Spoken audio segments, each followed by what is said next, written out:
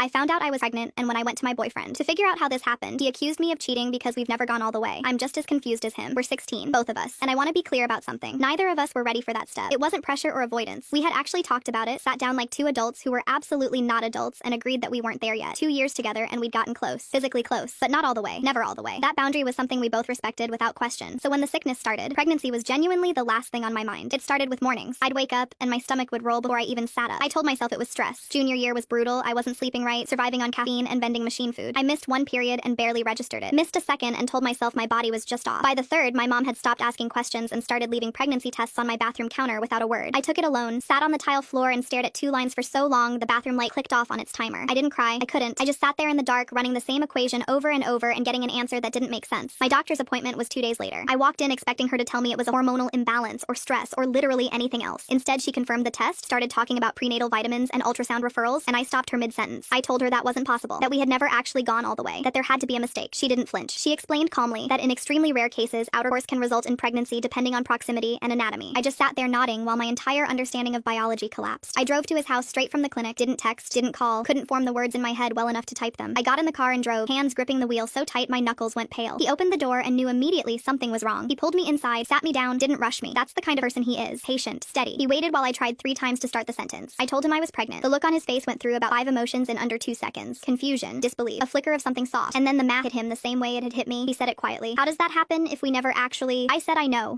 how it sounds. And I told him exactly what the doctor told me. He didn't yell. He didn't call me names. He went quiet. That specific, controlled quiet that I'd only seen from him a handful of times in 2 years. The quiet that meant he was holding something very heavy and trying not to drop it. He asked me to go home. That was the last thing he said to me in person for 3 days. By that night, I was blocked on everything. By the next morning, his best friend knew. By the end of the week, it had moved through our entire friend group like a current. I'd walk into school and conversations would stop. People I had known since middle school stopped making eye contact. A few sent messages, not to ask if I was okay, but to tell me what they thought of me. I stopped going to the cafeteria. I started timing my hallway routes to avoid certain people. I ate lunch in a bathroom stall twice. I went home every day and locked my door and stared at the ceiling. I didn't know how to explain something I barely understood myself. I didn't know how to defend myself against something that sounded, even to me, like an impossible excuse. On the 4th morning, there was a knock at my door. He was